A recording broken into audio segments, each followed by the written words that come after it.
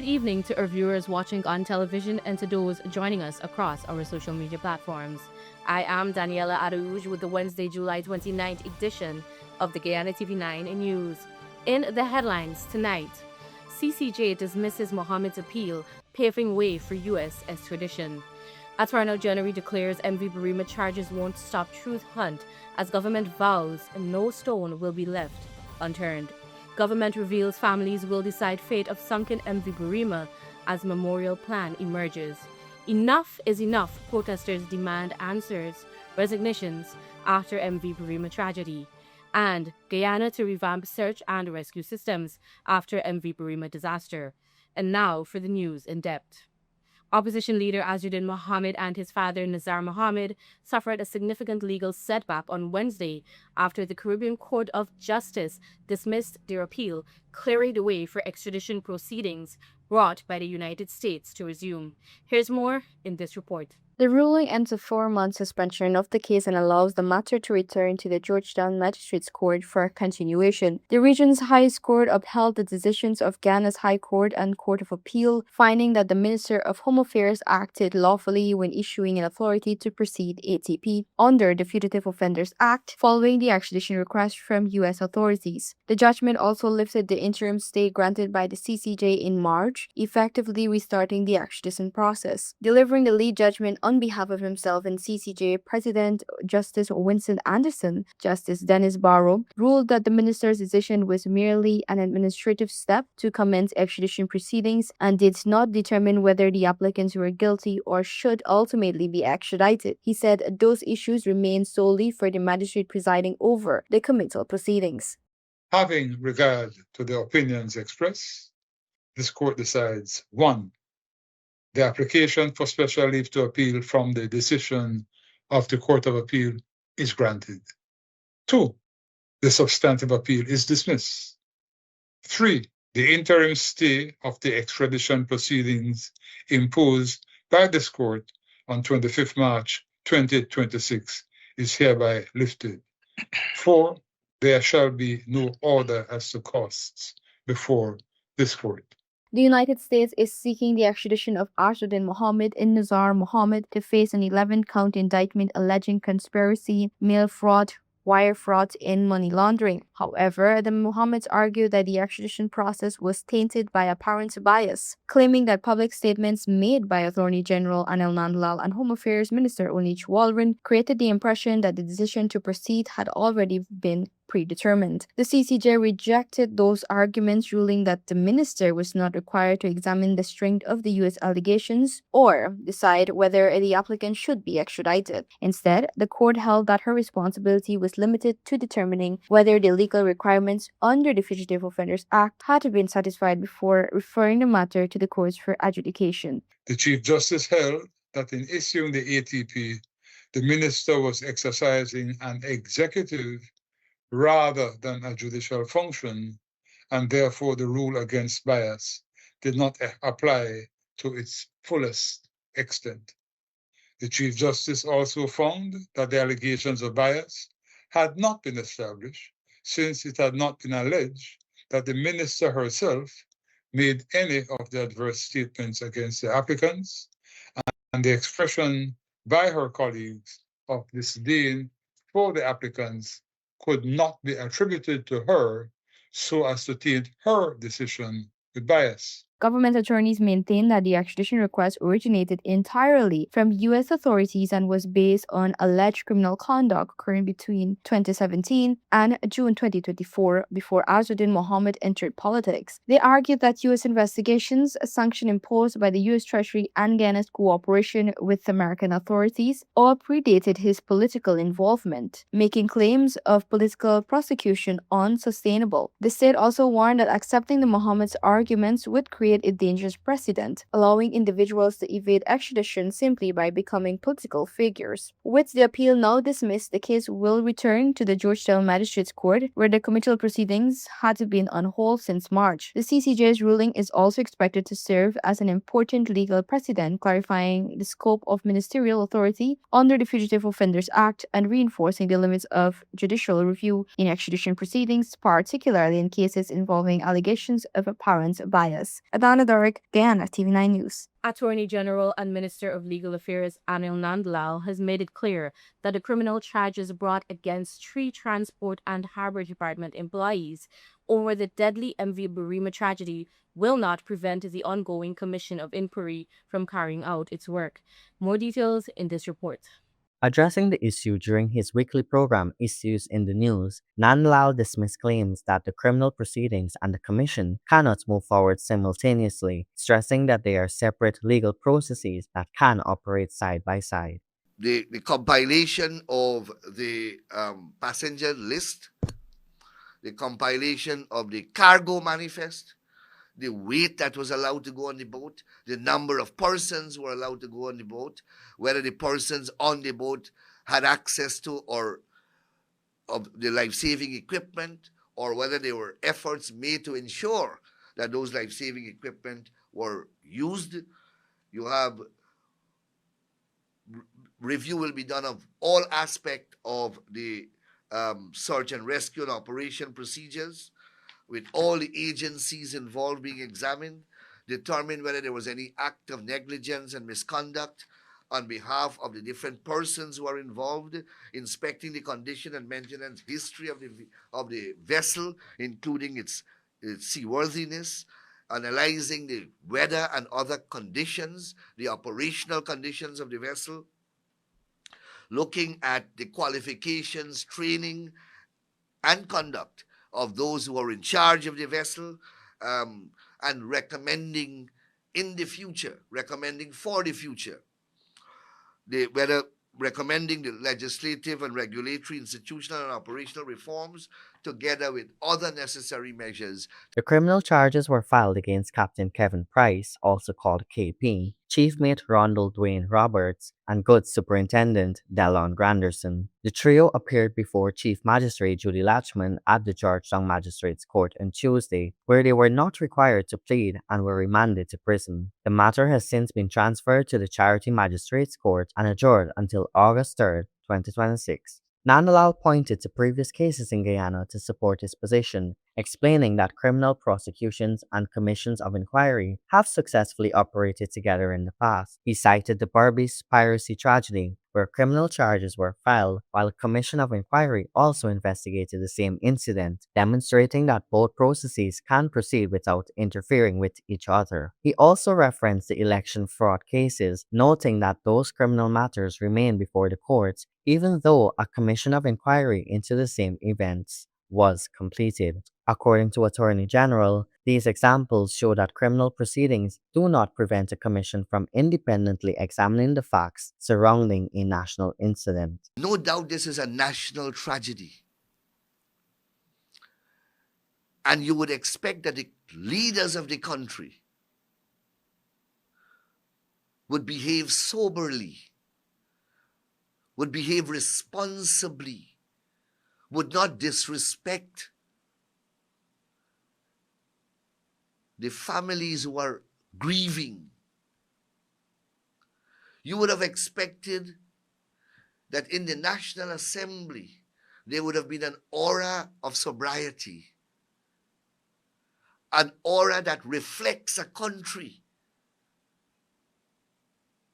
that is mourning, that is in grief, a country that has never suffered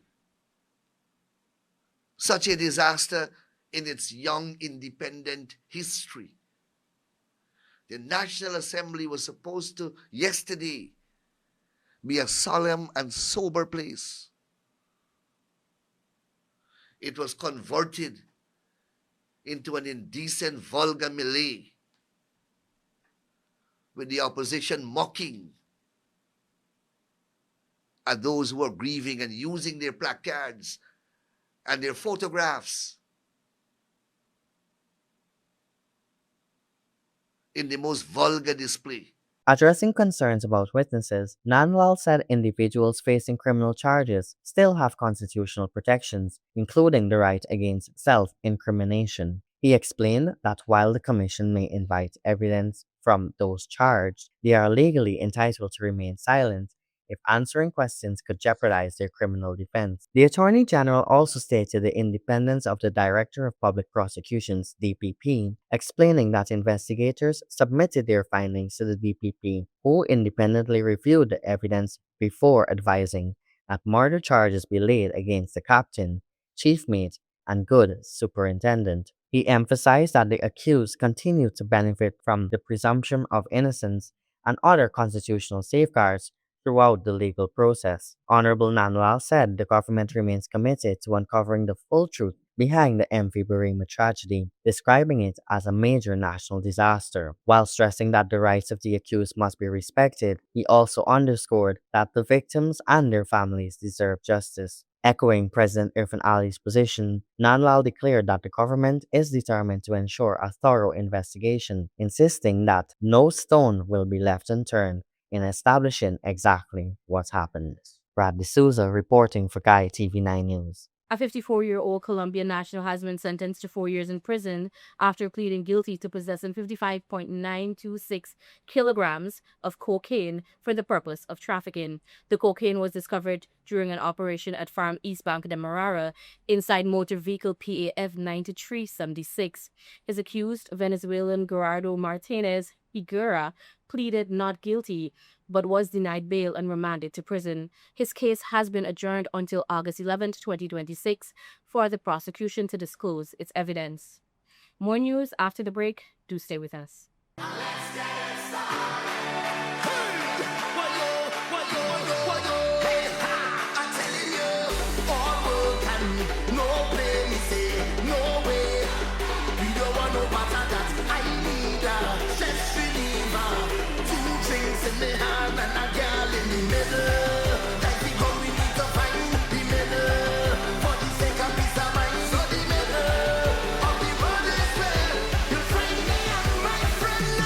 I know you have work to do, but come, I just need a minute of your time. It won't even take that long. So, I have a proposal.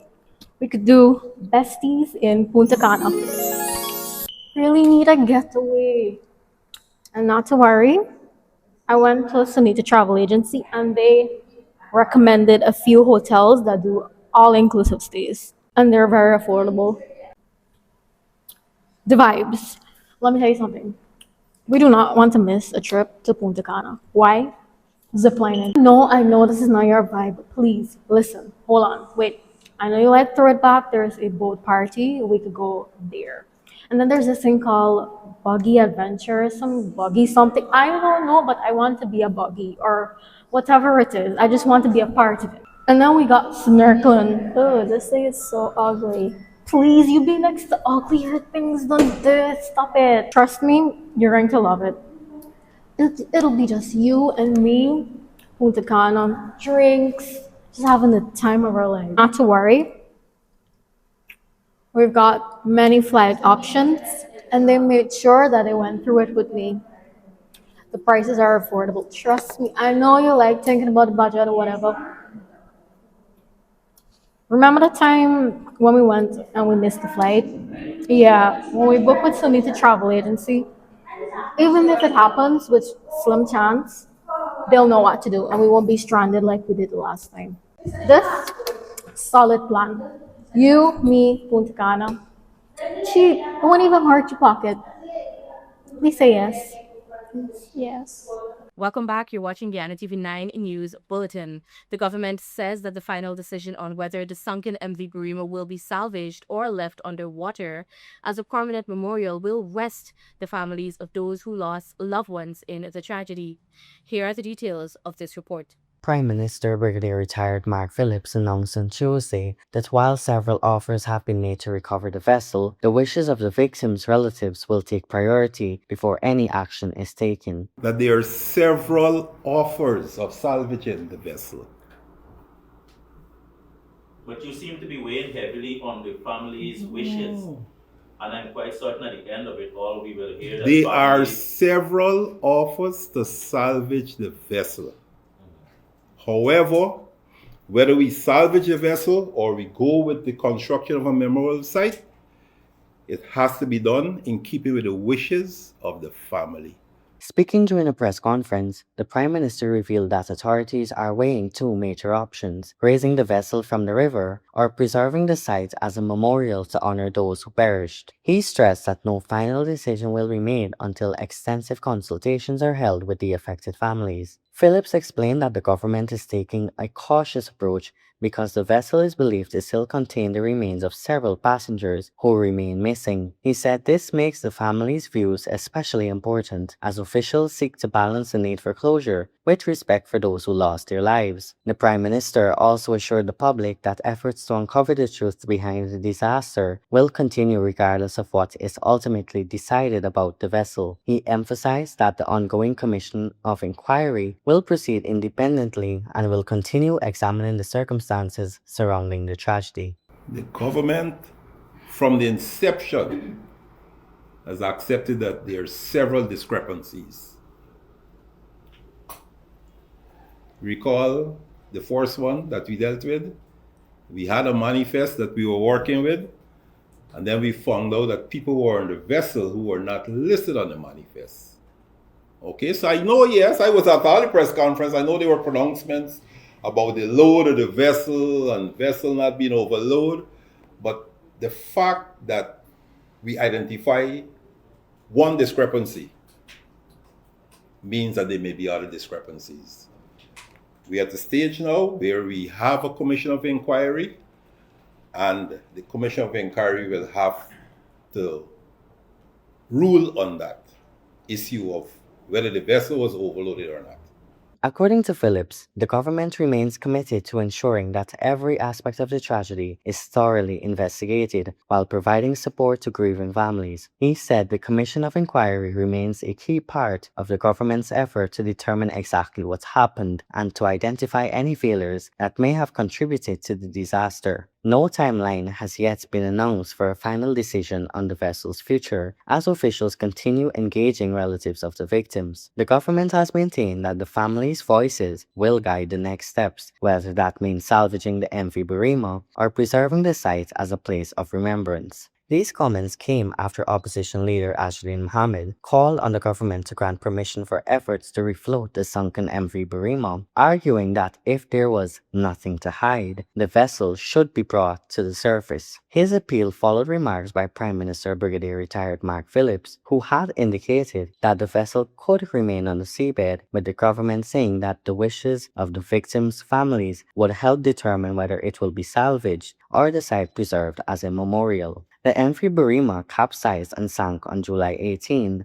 while traveling from Georgetown to Port Kaituma, with 179 people reportedly on board. According to the latest official figures, the tragedy claimed the lives of 73 people, 76 were rescued, and 30 remained missing. Reporting for Guy TV9 News, I am Brad D'Souza. Calls for accountability intensified on Wednesday as members of the Amerindian People's Association and concerned citizens staged a peaceful protest outside the office of the President on Vincent Ward, demanding justice for the victims of the MV Bereima tragedy. Adana Doric covered the protest and filed this report. Executive Director of the Amerindian People's Association, Jean Lacruz, said the tragedy, which claimed dozens of lives, should never have happened and must serve as a turning point for improving Guyana's transportation systems. She argued that while the focus is currently on water transportation, similar attention must also be given to the country's air and road transport sectors to prevent future disasters. Speaking to reporters, Sharon Lacruz, policy officer at the APA, is calling for the vessel to be raised. Come straight, come transparent, and bring that vessel up. That vessel has most of the evidence. Bring the vessel up. We have the resources, all those trillions and billions of dollars from the island industry, all our gold and diamonds, and you're telling me we cannot have resources to bring that vessel up? Bring the vessel up. Our families need closure. We need to know where our brothers and sisters are. Thank you. While some protesters demanded that the MV Bereima be salvaged to help determine exactly what caused the vessel to sink, others insisted that senior government officials should accept political responsibility. Demonstrators held place cards, chanted for accountability, and called for justice for the victims and their grieving families. PPP! PPP. When they must go? Now. When they must go? Now. When they must go? Right now. Who must go? PPP. Who must go? PPP. When they must go? Now. Who must go? PPP. Who must go? PPP. When they must go? Now. When they must go? Now. Who must go? PPP. Who must go? PPP. Who must go? PPP. When they must go? Now. When they must go? Now. When they must go? Now. Who must go? PPP. Who must go? PPP. Protests also erupted in Region 3, where residents gathered at Denhamsdale on West Coast Demerara. Demonstrators there argued that Captain Kevin Prince, Chief Mate Rondell Dwayne Roberts, and Good Superintendent Delon Granderson had to be wrongfully charged with murder, maintaining that the crew members should not be held criminally responsible before the Commission of Inquiry has completed its work. Jail the criminals! Jail the criminals! Who must go? Who must go? Jail the criminals! Free the innocent! Free the innocent! Free the land! Free the land! Free the innocent! Who must go? Free the land! Free the land! Free the land! Free the innocent! Jail the criminals! Free the innocent! Who must go? Who must go? Jail the criminals! Free the innocent! Free the innocent! Free the innocent! Free the innocent!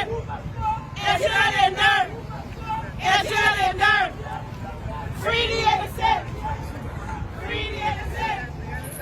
Free the innocent! The government has since launched an international commission of inquiry into the tragedy while criminal proceedings continue before the courts. On Tuesday, Captain Kevin Prince, Chief Mate Rondell Dwayne Roberts, and Good Superintendent Delon Granderson were charged with murder after investigators revealed that several people rescued after the MV Bereima capsized were not listed on the vessel's official passenger manifest and that 2 crew members tested positive for narcotics. The MV Bereima sank on July 18th while traveling from Georgetown to Port Kaituma. According to the latest official figures, 76 passengers and crew members were rescued, 73 people have been confirmed dead, and 30 others remain missing. Adana Dark, Guyana, TV9 News.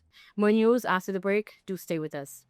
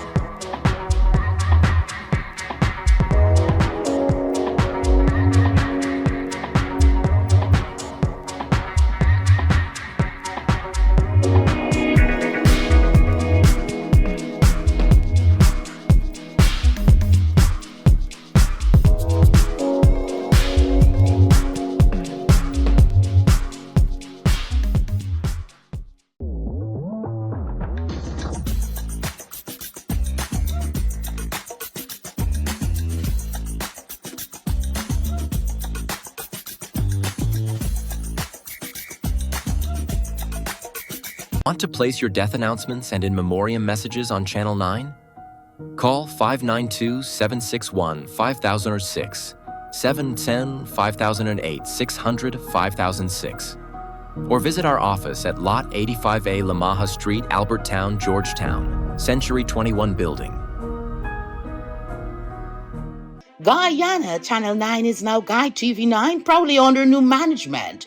We're building stronger with a balanced and open platform for all advertisers. Whether you're promoting a business, service, or event, your message belongs right here. So choose your spot, news, primetime, or anytime, and reach viewers across Guyana. With affordable rates and professional service, Guy TV9 is your partner in progress. So visit us at Lot 21A, Lamaha Street, Georgetown, in the Century 21 building, or call 600-5006 or 761-5006.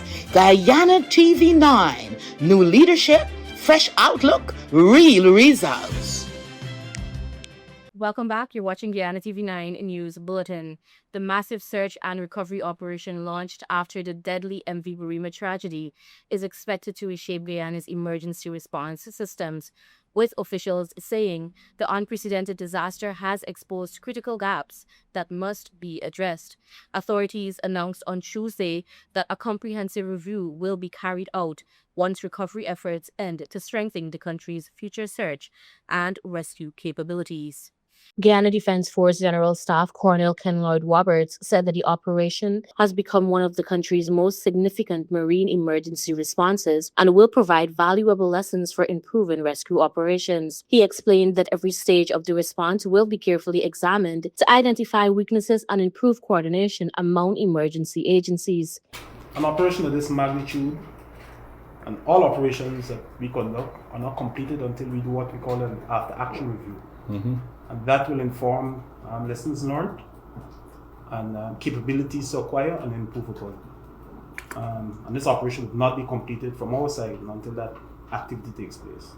Roberts said that the after-action review will assess every aspect of the operation, including how emergency teams responded, how resources were deployed, and where improvements are needed. He noted that the findings will play a key role in strengthening Guyana's rescue systems and ensuring a faster, more effective response to future emergencies. He added that the tragedy has highlighted several operational gaps that must be addressed, stressing that the experience gained from the recovery mission will be used to improve national preparedness for major marine disasters. Well, as soon as we close operations, within a day or two, whenever that date is, that ER will take place. Right, and in addition to that, they have all the records, all the communication are being logged, like from the time they got the distress signal to the tower, when the tower passes the signal to the lighthouse, when the lighthouse passes the signal to the center.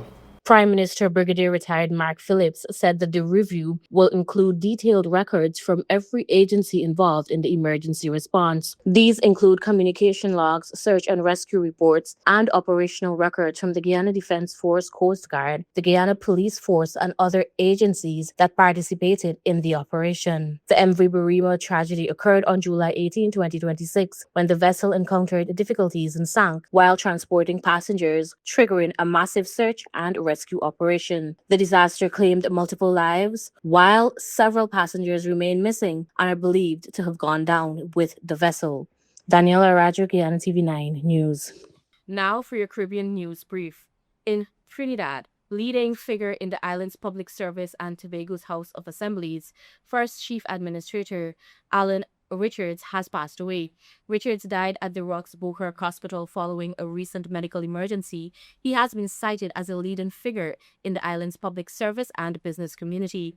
Richards served as the THA's first chief administrator from 1996 to 2008 and is remembered as a visionary leader whose decades of service helped shape Tobago's public administration and economic development.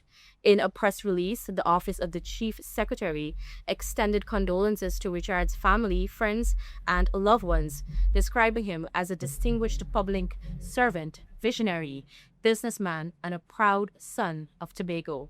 The International Monetary Fund has reached a staff-level agreement with Bolivia for $1.9 billion, three-year financing program aimed at helping the country recover from its worst economic crisis in decades.